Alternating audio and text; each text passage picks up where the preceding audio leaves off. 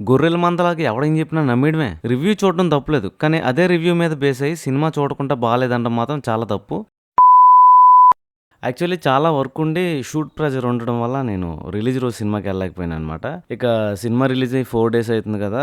ఇప్పుడు రివ్యూ చేసినా ఎవరు చూస్తారులే పెద్దగా రీచ్ ఉండదనుకుని జనరల్‌గా ఎళ్ళిపోయా ఇంక సినిమాకి. అప్పటికే చాలా మంది చెప్తున్నారు సినిమా వేస్ట్ అంట, బాలేదంట, ఎళ్ళకు అని చెప్పారు. కానీ మనం పవన్ కళ్యాణ్ గారి ఫ్యాన్ కాబట్టి సో అలా సినిమాకెళ్ళాం. కానీ సినిమా చూసిన తర్వాత నాకైతే రివ్యూ పెట్టాలనిపించింది. అందుకనే ఈ వీడియో చేస్తున్నాను. యాక్చువల్లీ స్టోరీ ఏంటంటే సింగిల్ లైన్‌లో చెప్పేస్తాను. అది 1650 కొల్లూరు ప్రాంతం. అప్పటికే మొఘల్ ఆధిపత్యంలో భారతీయులు నలిగిపోతున్న సమయం. అక్కడ దొరికిన అత్యంత విలువైన కోహినూర్ వజ్రాన్ని సమస్త భారతదేశాన్ని తన మతంలోకి మారితే తప్ప బ్రతుకు లేదంటే చావు అనే అత్యంత క్రూరుడు ఔరంగజేబ్ వశం చేసుకుంటాడు. అయితే దీన్ని తీసుకురాగలిగే సత్తా ఒక తెలివైన వజ్రాల చోరుడు హరిహర వీరమల్లు అలియాస్ పవన్ కళ్యాణ్ కి సొంతం అని గోల్కొండని పాలిస్తున్న కుతుబ్ షా అలియాస్ దలీప్ తహిల్ వీరాన్ని తన దగ్గరికి రప్పించుకుని అత్యంత కష్టమైన కార్యాన్ని అప్పచెప్తాడు. మరి అక్కడి నుంచి వీరమల్లు ఎలా సవాళ్ళను ఎదుర్కొన్నాడు, అసలు ఈ వీరమల్లు ఎవరు, అతని గతం ఏంటి, వీరమల్లు నిజంగానే కోహినూర్ కోసం వచ్చాడా లేక ఔరంగజేబ్తో మరో బలమైన కారణం ఏమైనా ఉందా, అదేంటో తెలియాలంటే ఈ సినిమాని పక్కాగా చూడాలి మామ. సినిమా చూస్తున్నప్పుడు నాకు అనిపించిన కొన్ని మైనస్ పాయింట్లు చెప్తాను. పవన్ కళ్యాణ్ గారి ఎంట్రీ షాట్ నాకు అంతగా అనిపించలేదు.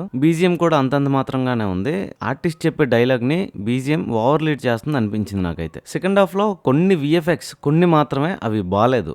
యాక్చువల్ గా అవి తీసేసినా సరే సినిమాకి నష్టమేం కాదు. అక్కడక్కడ కొన్ని ల్యాగ్ షాట్స్ ఉన్నాయి అంతే, అంతకు మించి ఇంకేం లేదు. ఇక మిగిలినవన్నీ నాకు ప్లస్ గానే కనిపించాయి. పిక్చరైజేషన్ అని, ప్రొడక్షన్ వాల్యూస్ గానీ, క్లైమాక్స్ లో వచ్చే విఎఫ్ఎక్స్ షాట్స్ గానీ, మన హైందవ ధర్మం కోసం చూపించే సీన్స్ గానీ ఎక్సెట్రా చాలా వరకు నాకు సినిమాలో ప్లస్ గానే కనిపించాయి. అండ్ ప్రీ క్లైమాక్స్ లో వీరమల్లు అక్కడ ఉన్న కొంతమంది జనం కోసం ఫైట్ చేసే విధానం బాగుంటది. అండ్ హైందవ ధర్మం కోసం వచ్చే సీన్స్ కూడా నాకు చాలా బాగా నచ్చాయి మామ. కొంతమంది సినిమాని ఎందుకు ఫ్లాప్ అంటున్నారు కూడా అర్థం కావట్లేదు మామ. కేవలం ఒక 2-3 విఎఫ్ఎక్స్ షాట్స్ బాగోలేదనే రీజన్ తోనే సినిమా బాగోలేదని చెప్పేస్తున్నారు. ఇంకొంతమంది అయితే పవన్ కళ్యాణ్ గారు యాక్ట్ చేసిన మూవీ కదా, అవాయిడ్ చేయాలి, బాయ్ గెట్ చేయాలని చెప్పి కొంతమంది బాగలేదంటున్నారు. గొర్రెల మందలాగా ఎవడేం చెప్పినా నమ్మేయడమే. రివ్యూ చూడడం తప్పులేదు. కానీ అదే రివ్యూ మీద బేస్ అయ్యి సినిమా చూడకుండా బాలేదంటం మాత్రం చాలా తప్పు. రివ్యూ చెప్పేవాడికి ఒక మైండ్ సెట్ ఉంటుంది, ఆడియన్కి ఒక మైండ్ సెట్ ఉంటుంది, ఒక్కొక్కడికి ఒక్కో మైండ్ సెట్ ఉంటుంది. రివ్యూ చెప్పేవాడికి నచ్చకపోతే నీకు నచ్చొచ్చేమో. ఇదేమైనా కాలేజ్ బ్యాక్ డ్రాప్ లో జరిగే లవ్ స్టోరీ అనుకుంటున్నావా, లేదంటే ఒక అమ్మాయి కోసం గడ్డం పెంచేసుకొని పిచ్చోడైపోయి మంతాగి బూతులు మాట్లాడే సినిమా అనుకుంటున్నావా? ఇది మన హిస్టరీ, మన సినిమా, మనమే ఎంకరేజ్ చేయాలి. సెకండ్ హాఫ్ లో వచ్చే కొన్ని విఎఫ్ఎక్స్ షాట్స్ బాగలేదు, ఒప్పుకుంటాను, కార్టూన్ లా ఉన్నాయి. కానీ అదొక్కటే రీజన్ గా పెట్టుకుని సినిమాని అవాయిడ్ చేయడం అనేది చాలా తప్పు. ఎప్పుడు ఎంటర్టైన్మెంటే కాదు, అప్పుడప్పుడు మన మూలాలు, మన హిస్టరీస్ రిలేటెడ్ ఉన్న సినిమాలను కూడా ఎంకరేజ్ చేయాలి. నేను ఏదో కళ్యాణ్ బాబు ఫ్యాన్ అన్నందుకు ఇవన్నీ ఏం చెప్పట్లేదు. నాకు నిజంగానే సినిమా నచ్చింది, మంచి సినిమా. మాక్సిమం చూడడానికి ట్రై చేయండి. సో తర్వాత మీ ఇష్టం. సో ఇదన్నమాట సంగతి. మరిన్ని అప్డేట్స్ కోసం సబ్స్క్రైబ్ కొట్టు మావా.